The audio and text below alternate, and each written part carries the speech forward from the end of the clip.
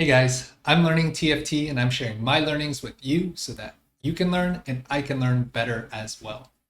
I've been taking a little bit of break from TFT, but I'm back and I've been doing a deep dive into AI. I want to share with you really quickly just a quick app that I made using vibe coding. If you're not sure what vibe coding is, it's coding with AI assistance.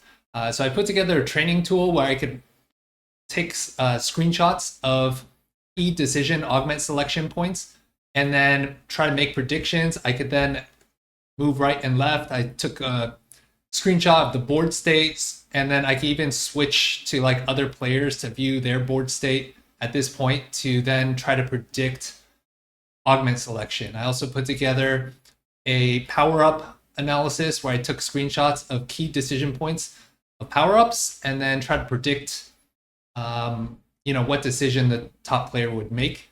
And these are, if you think about AI, and this is like an AI prediction that some of leading researchers have put together. Large language models. I'll play Dish Soap's game while I'm talking about this. The way large language models work is you feed a giant data set to the LLM, and the LLM tries to make predictions and then error corrects based off of what it gets wrong. And if you provide a large enough training set, they can then assign weights to how strong certain predictions are. And so that's essentially what I'm trying to do with these training tools for power-ups and augments that I've created for myself. And but this speaks more broadly to some of my AI revelations that I've had recently. I had a friend that I think it was just 2 months ago suggested to me that I just experiment with vibe coding. He's a startup founder, and I experimented with creating a web scraper that I still run a lifestyle online business on the side that's kind of, frankly, it's kind of like generates passive income for me, kind of like an old real estate building that has everything kind of run down. And I had a third-party service that tool that I use for web scraping some stuff, and they were shutting down. So instead of going to another third party, I decided to try building my own web scraper, and I was able to create something in less than 10 hours that probably does like 5x the functionality and costs like 20x less than the third-party service I was using before. And that was like a huge magical moment in my head that was like, oh shit, like the future is here. Of course, I then went on to run into severe limitations with scaling. And so I've seen both the magic in where AI is and a lot of the limitations in where it is. I then went on to code some web apps with my kids. My son, who's 8, my daughter, who's 5, they were both able to put together a web app in less than 5 hours each. That I studied electrical engineering and computer science at Berkeley. And after graduating, it probably would have taken me about a month plus to build what I was able to do with my kids in less than 5 hours. And I was literally just asking them to draw on a piece of paper what they wanted to show up on the screen. And I asked them what they wanted me to say to Cursor/Claude, the tools that I used, and the AI built it. So then I went from there to creating Twitch screenshots, the 2 tools that I just showed you, and then this app that then pulls the screenshots and then is able to do some interesting stuff with it. And so then I'm thinking, I'm kind of going down the AI rabbit hole. I was looking at this. Let me make this smaller so it doesn't block Dish Soap's game. I was looking at this chart, prediction by top AI experts, and then I was looking at, so if you look at where it is right now, they predict by early mid next year for AI to be able to code better than humans. And a lot of AI startups companies are now at 90% plus AI generated code. By the way, I'm going to connect this all back to TFT because I actually think TFT is the perfect metaphor and game to reflect life and where we are going right now, because AI is here, it has arrived, and it's like massive change is coming. And I think this is an appropriate time to talk about it with respect to, the new set launch of TFT Set 15. From a personal story standpoint, my son has been playing TFT for a few years now, and every time there's been a new set in the past, he would get kind of bummed out. He'd be like, oh, like I have to learn everything again. There would be a lot of resistance to the change. And I've always viewed TFT as an amazing game. The part of the reason I love it is because it forces you to change. It forces you to adapt, to deal with your discomfort, and to learn how to embrace the change. And this is actually the first set where my son, when I mentioned to him, new set's coming out next week, this was last week, and he was like, oh, cool. Like, I want to know what one cost reroll is good so I can learn it. And he wanted to try playing on PPE. And that excites me because there's, in a world where AI is making rapid change, that is the number one skill that's going to be important. It's learning how to adapt to rapid change, the psychological effects of change, and how to embrace that change, how to lean into that change, how to learn. And TFT is the perfect sandbox environment to learn how to do all these things, have fun, and learn skills that are transferable to real life. And I think this is going to be more important than ever before. And I suspect if you're a TFT player and applying many of these ideas, that this will be useful for you in real life, because there's a massive tsunami headed our way, a technological, political, psychological tsunami that's coming down. And I don't think people are ready. Like, maybe a lot of this is overblown. Maybe some of these predictions are wrong. But this is predicting artificial super intelligence within a few years. Like, I think Sam Altman predicted something like that within 2-3 years. The Anthropic, another LLM, founders predicted 2-3 years. Google DeepMind leader, I think Demis Habib, predicted also 2 to 3 years. Right? And so I think a lot of this is happening very soon, much sooner than I expected.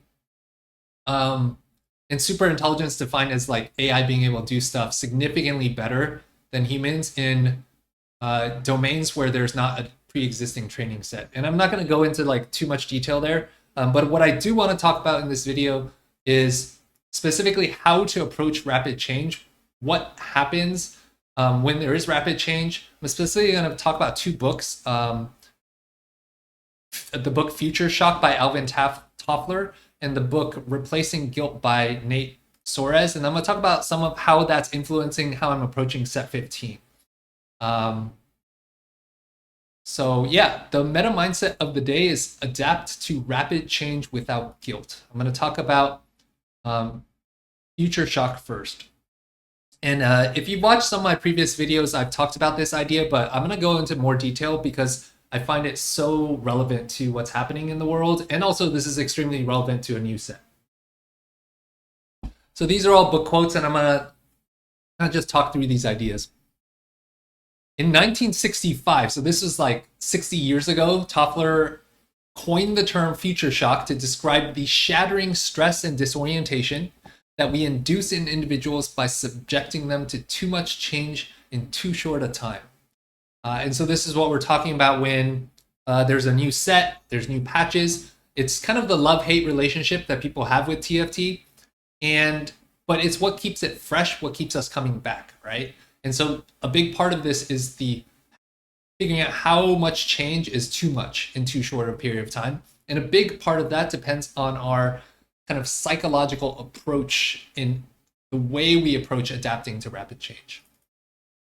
So he said, again, 60 years ago, it became clear that future shock is no longer a distantly potential danger, but a real sickness from which increasingly large numbers already suffer.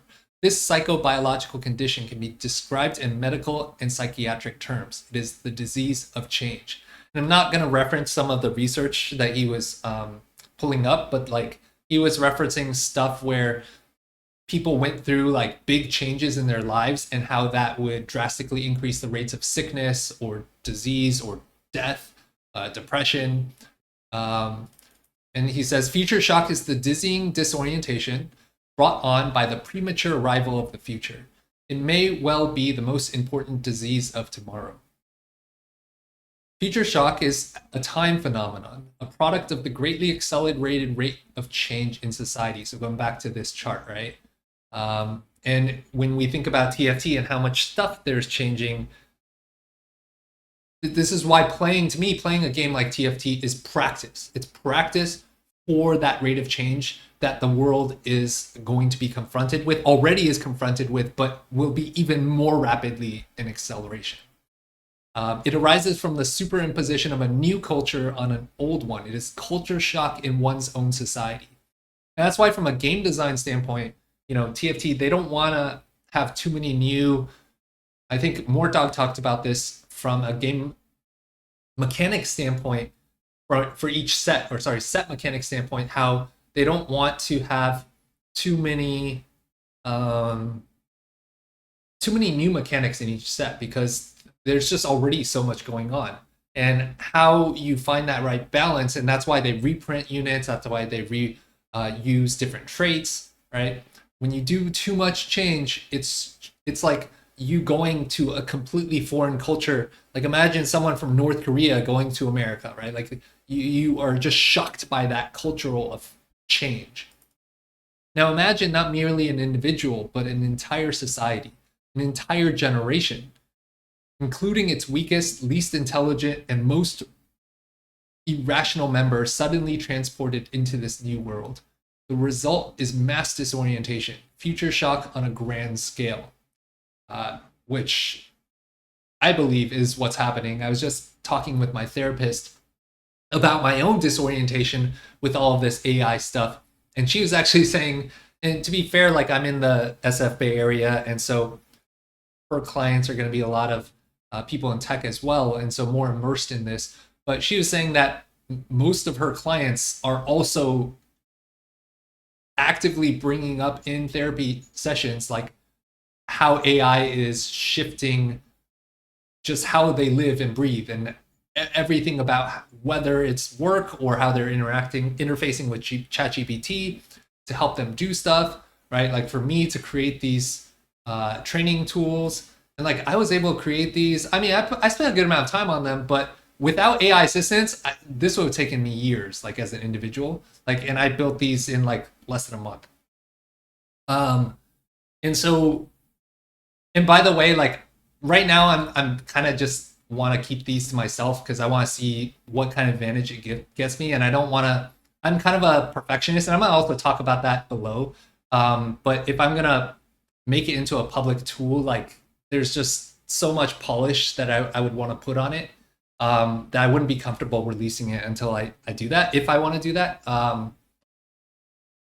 so part of, to me, what AI also represents is the abundance of options if you are willing to lean into the change. There's going to be a lot of people that are going to be, when you talk about the weakest, least intelligent, irrational members, they're going to be extremely resistant. And I've gone on Reddit a lot lately, like looking at AI stuff. And most of the responses on Reddit are extremely AI resistant, anti-AI, like people concerned about their jobs being replaced, which frankly is a legitimate concern.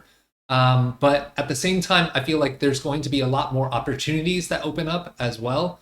When you think about a TFT streamer as a job, like a few hundred years ago, someone that looks at this, they'd be like, that's not a real job. You think about a YouTube influencer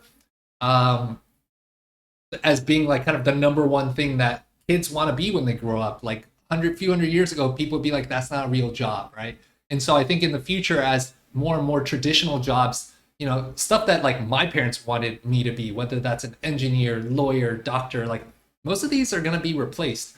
But at the same time, I suspect that there will be more jobs like TFT influencer or YouTube influencer that arise as the more mechanical and more information technology IT jobs are replaced, coding jobs are replaced, more and more related to like culture and people interfacing, right? Like even after Deep Blue beat Gary Kasparov in chess, there were many people that predicted like this is the end of chess, and yet chess has become more popular than ever before.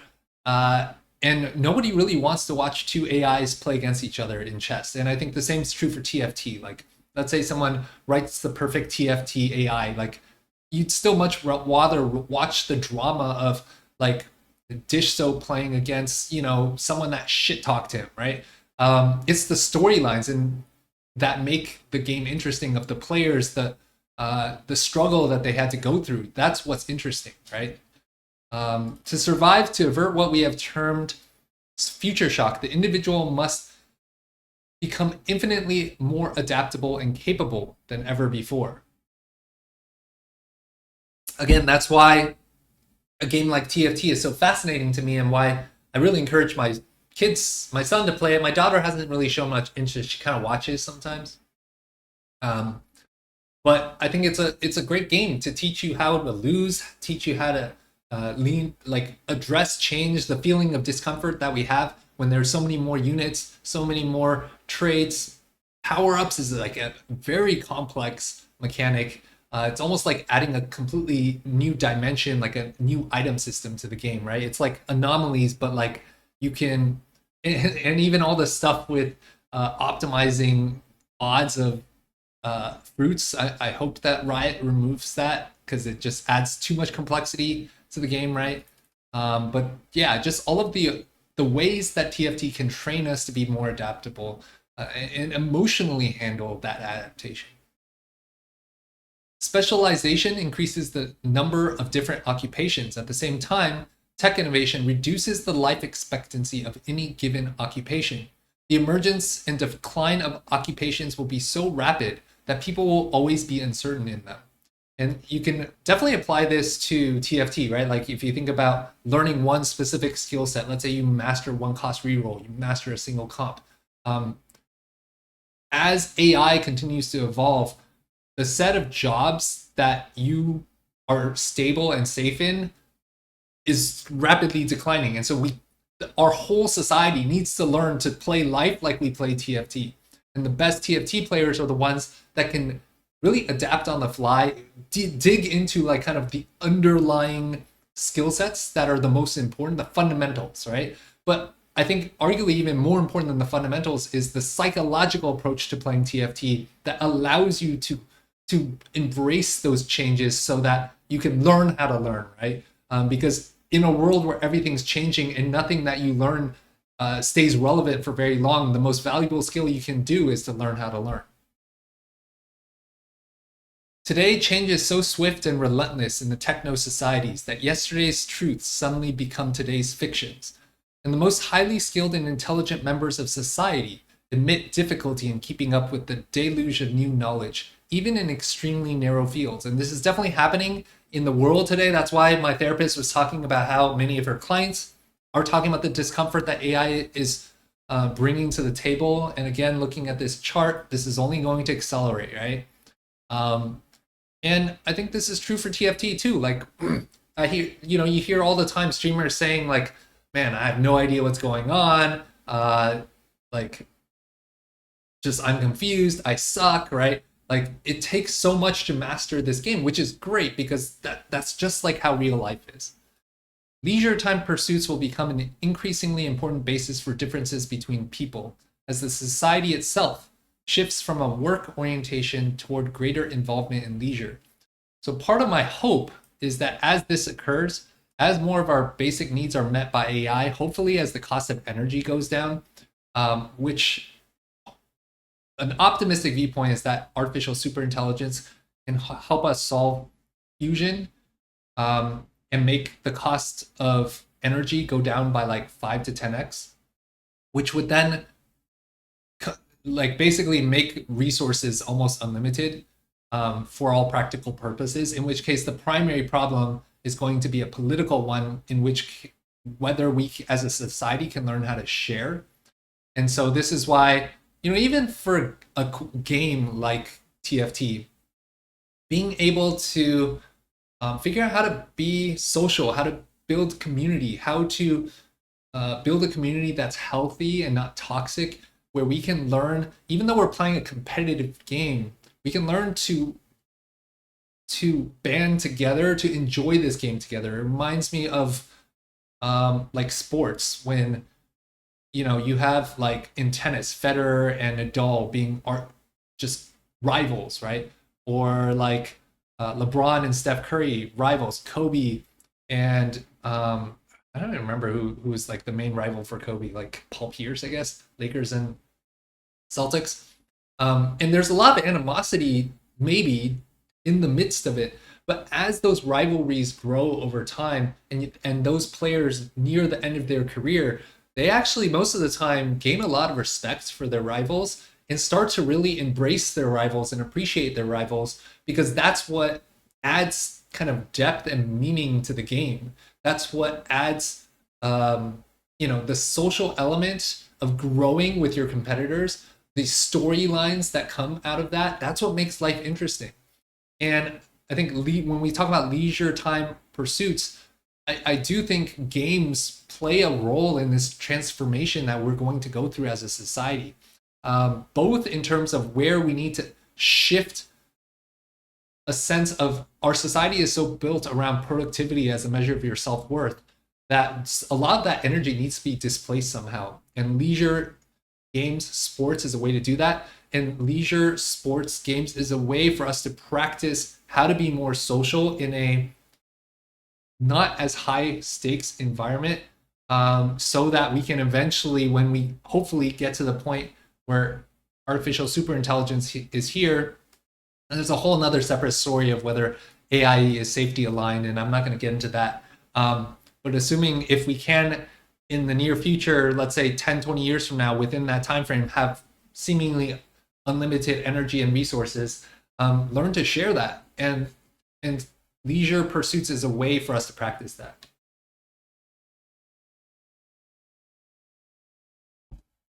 A third common response to future shock is obsessive reversion to previously successful adaptive routines that are now irrelevant and inappropriate. The reversionist sticks to his previously programmed decisions and habits with dogmatic desperation. So in real life, this is Make America Great Again, right? It's people that were the winners before. Now rapid change happened. They see the writing on the wall. They're no longer going to be the winners, and they want to just turn back time and halt all change. This happens when in TFT there's a new patch or a new set, and the people that were winning before, like, this patch sucks or this set sucks, right? It is a habit of desperation, of dogmatic desperation. And so a big part of learning how to lean into and adapt to change is letting go of that resistance to change. Yes, you were successful yesterday. Yes, maybe you got to this rank last set or last patch. Letting go of that and focusing on the present, focusing on maybe where you want to go from here, focusing on the journey, the process, what you get out of the process instead of the achievements that you've gotten in the past. The swing toward extreme subjectivism, the attacks on science, the snowballing belief that reason has failed man, reflect the everyday experience of masses of ordinary people who find they can no longer cope rationally with change. That reflects a lot of what's happening in America today. The whole, like, well, what is truth? Like, like in the election cycles, the attacks on just what is real, right? And a lot of attack on science. I think I just saw news that, like, most universities, sciences research has been defunded by the federal government. And people just can't rationally deal with change. The technology of tomorrow requires not millions of lightly lettered men ready to work in unison at endlessly repetitious jobs. It requires not men who take orders in unblinking fashion, aware that the price of bread is mechanical submission to authority. So this is all, like, industrial age mindset, right? School, like assembly line, all of the desks, students facing the teacher, teacher being the authority. That trains, people to then go to the factory and then do the same thing to their boss, right? But instead, the technology of tomorrow needs men who can make, and women who, and whatever gender you are, who can make critical judgments, who can weave their way through novel environments, who are quick to spot new relationships in the rapidly changing reality. And so when you think about this, I'm gonna just keep playing some of Dish Soap stuff. In the context of TFT, it's like you can tell when someone's up and coming. And I think a non-trivial part of, oh wow, I didn't even know that they had like a power-up section. I gotta take a look at that.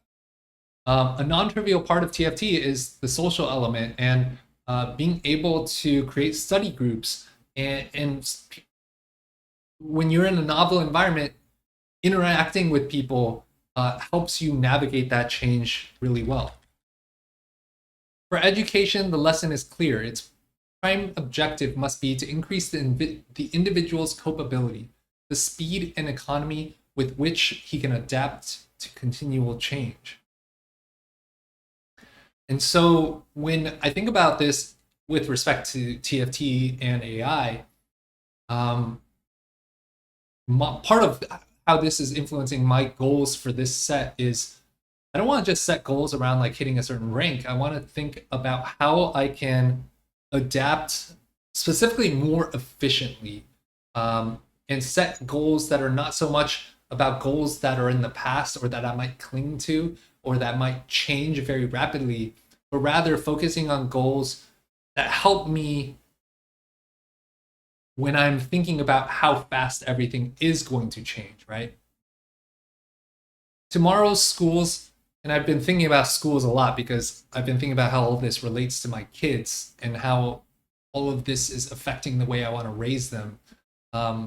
Tomorrow's schools must therefore teach not merely data, and this also affects how I want to even like present myself in this channel and what kind of content I want to create. And I'm thinking that a lot of this is making me think less about producing content that's more about kind of comps and more just like generalized stuff. Tomorrow's schools must therefore teach not merely data, but ways to manipulate it. Students must learn how to discard old ideas, how and when to replace them. They must, in short, learn how to learn. So a big part of this is, let's say AI, you spent like 5 years studying in school and AI is like replacing those jobs. You gotta learn how to let go of the past, Same thing with TFT. You learn how to play Katarina reroll, like it seems very hot right now. New patch comes, wipes it out. You gotta let that go and figure out what's new, right? And so the learning how to learn portion is the key thing. For this is the supreme instant, the turning point in history, at which man either vanquishes the processes of change or vanishes, at which from being the unconscious puppet of evolution, he becomes either its victim or its master. This is so prescient. I can't believe this book was written 60 years ago. Like, it's a very high likelihood, and I think many top AI researchers agree that there's a non-trivial probability that like this, especially if we don't handle it properly, wipes out humanity as a species, like within the next like 50 to 100 years. And I'm concerned about that, but I'm also optimistic, right? And a big part of that is like how we approach handling change. And then in addition to that, when that change, that massive tidal wave, tsunami of change just like runs us over as a whole species, like how do we help people who are getting run over? And how do we learn to share for the people that have excess resources as that are able to benefit from this change? Change is life itself, but change rampant, change unguided and unrestrained, accelerated change overwhelming not only man's physical defenses, but his decisional processes. Such change is the enemy of life, and this change is coming. And again, I see TFT as almost like a booster shot or like a vaccine that we can take, especially the more we lean into it, the more it's like kind of mentally preparing us for the rapid change that's coming. For diagnosis precedes cure, and we cannot begin to help ourselves until we begin sensitively conscious of the problem, until we become conscious of the problem. So I think a big part of this is understanding that this is very likely to happen. And so this is like kind of making me see the game of TFT in a new light. I'm no longer seeing this game solely from a standpoint of like, oh, this is fun. Oh, I really want to climb to a high rank. I'm also seeing this as like, how can this help me navigate the change that's coming up? How can this help my kids? Well, since my son plays TFT, how can I use my channel, you watching this how can I use this as a platform, TFT as a platform to do this? By the way, I also started creating a comic using AI art. It's on TikTok called Kid and Robot. I've posted 2 comic strips so far. Trying to talk about what all of this means for us as a society and how to help kids navigate it. But so part of me wanting to be more efficient with TFT is also because with AI, I feel like I have so many things, so many ideas that I could make into reality with AI that I don't want to just play TFT and spam games like I maybe used to. Okay, so the second book I want to talk about, Replacing Guilt by Nate Suarez. This was actually, I was watching one of the Anthropic founders, Ben Mann, I think, a YouTube video that he was talking about his favorite books, and he said this book. And yeah, I'll just dive into it. So he said, your preferences are not move rightward on the quality line. Your preferences are to hit the quality target with minimal effort. Basic idea here is that in a TFT context, like if I think about my own relationship with TFT and my own goals, like when I started the game, it's like, okay, let's try to hit master. Then it was like, let's try to hit grandmaster. And each step of the way, it was like, well, I don't know if I can actually get to that next level. There was always doubt, right? And I think there will be a lot of doubt with us as a society and us as individuals in how we navigate the impact of AI. And part of the challenge is setting goals that are reasonable, that are aggressive, but not too conservative. And each step of the way, I've hit those targets, but then I just always want to move the target to something higher. And that creates a feeling of like never enoughness, a feeling that, you know, there's always a higher rank I can hit. I'm never, quote, good enough at this game. And I think part of that is good in the sense that it creates something to always strive for. It creates meaning, right, to the game to a certain extent. But if we are always trying to strive for more, you know, now, like I think my highest rank I got to like rank 24, although this was like kind of when a set was in its kind of off-season phase.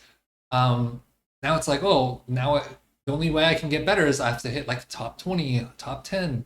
And this idea to try to keep going more makes it feel like every time I'm playing the game, I'm just always behind. And it creates this feeling of guilt, of like, I'm not doing enough. I should be playing more. I should be studying more. I should be doing this, should be doing that. And so the author also says, doing the homework assignment is boring. And I'm connecting this to TFT because there's plenty of things that you could definitely do for TFT that could be boring, but that help you get significantly better at the game. And this is a different way of framing it because I always think of like feeling guilty when I'm not studying more. And so part of me creating these tools, you know, to help me train better and make predictions is how to do it in a more efficient way, how to hit a target with minimal effort instead of saying I need to always do more. It's like almost like, how can I do the least amount of possible to hit my target?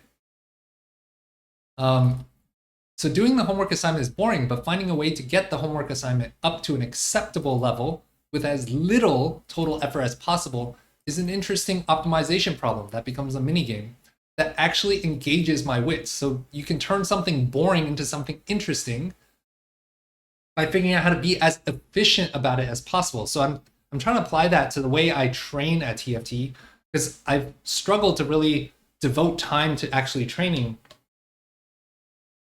because I find it boring. And so now I'm trying to figure out how do I actually train in the most efficient way possible with the least effort possible. And that's why I'm integrating AI into my workflow now. An optimization problem which both my inner perfectionist and my inner rebel can get behind. Be a perfectionist about wasting no attention. Be a perfectionist about learning from your mistakes. Perfectionism can be a powerful tool, but there's no need to point it at overachieving on metrics you don't care about.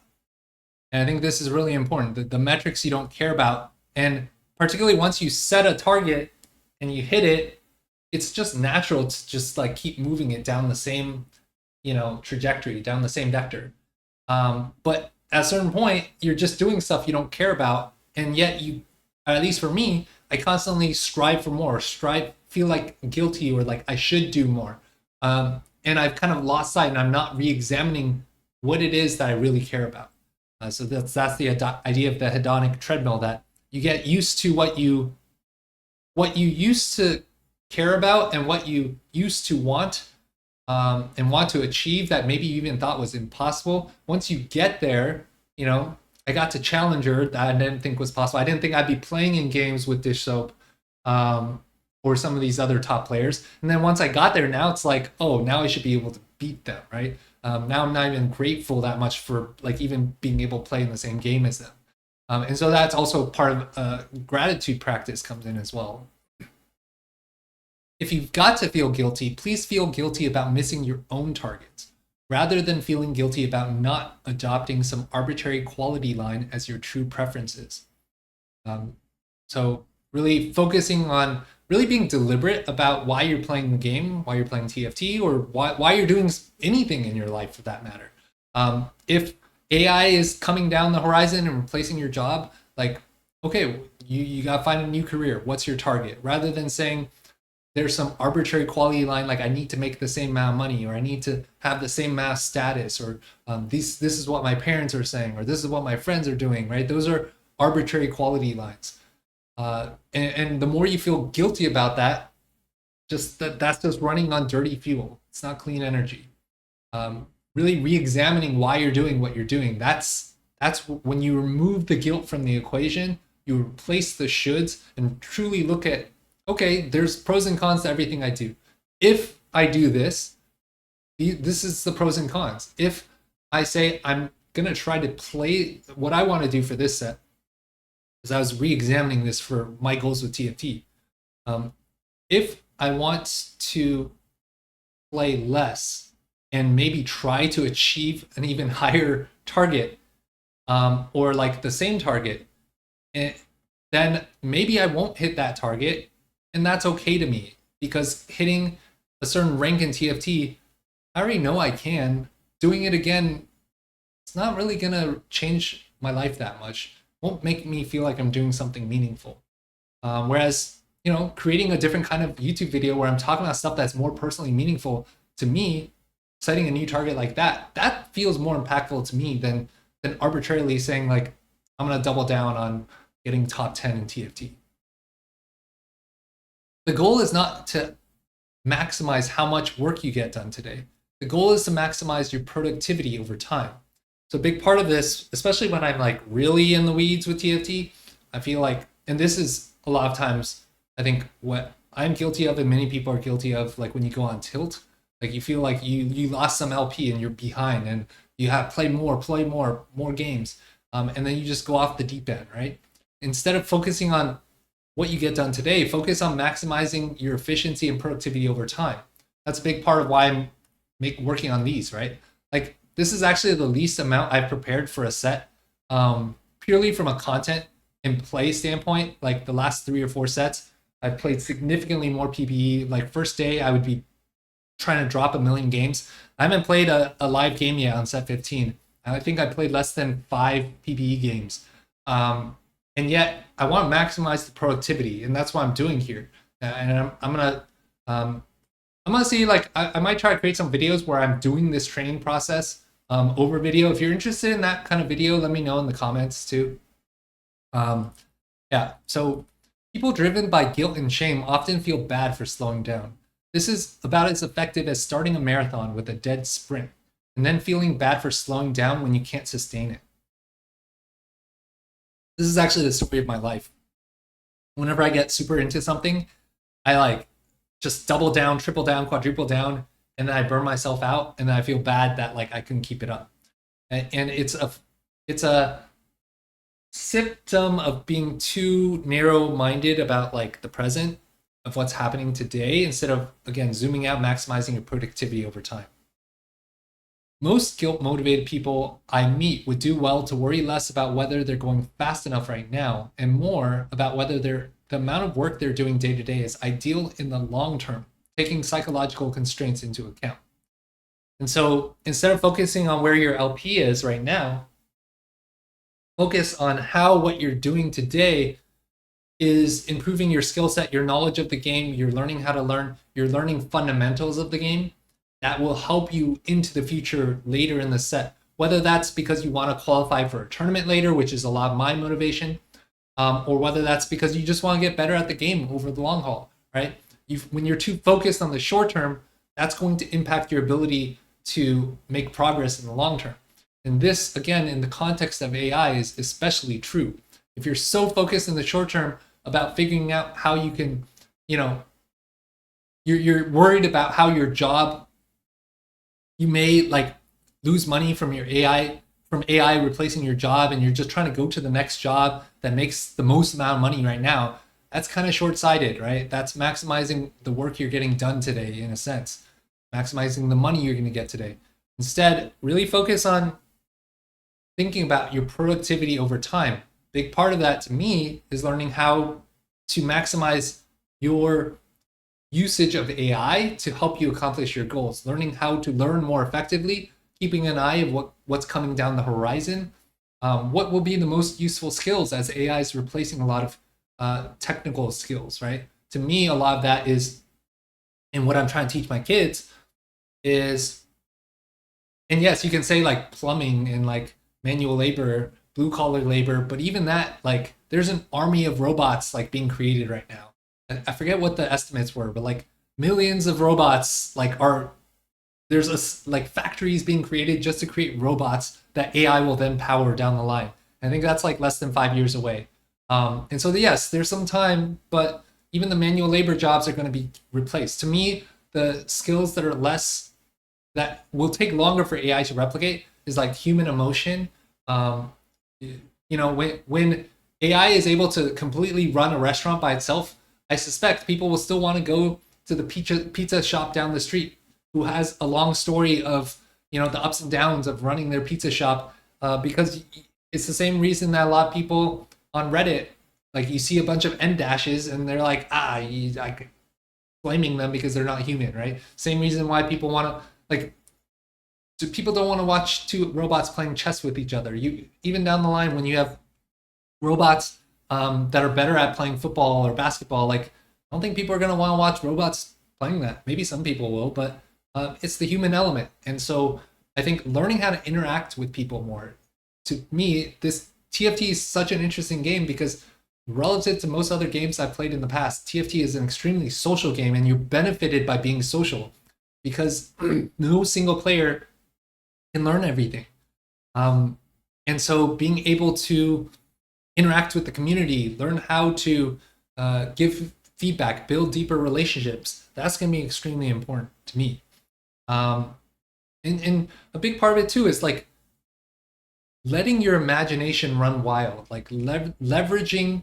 A big part of how to leverage AI, and a big part of what prompt engineering is how to communicate your ideas into the world, and to differentiate and have the courage to speak your mind, because as AI can replace more and more of the obvious logical stuff, it's the creative stuff, the inspirational stuff, it's like when Appy's innovated Nefiri reroll last set, right? Like it's that kind of stuff that is going to be interesting, that people are going to want to pay for, to be able to interact with somebody like that. All right, so what that means for me is like kind of integrating all these ideas. My goal for this set is to qualify for Tacticians Trials 1 and 2. There's only 2 this set. So be able to like climb enough to get there. I think this is like kind of a stretch goal, which is not as essential, to try to get to Tacticians Cup 1 or 2, like do perform well enough in one of the trials to get to this. And then I want to qualify for the Paris Open. So that means get to Challenger, I think, by like next month. And within the context of these 3, prioritize minimum effort, which requires maximum efficiency. So I'm going to be trying to optimize this, continuing to do coaching, thinking about how to optimize even the videos I'm creating to maximize efficiency towards these goals, and then also my broader goals in terms of the kind of content that I want to put out into the world. So if you got to this point in this video, props to you. Appreciate you watching. I'd love to hear your thoughts on all of this. I covered a lot of ground. The world's changing fast. I love TFT. TFT is an amazing metaphor for where we're going. Let me know your thoughts in the comments. Thanks for watching, and I'll see you in the next one.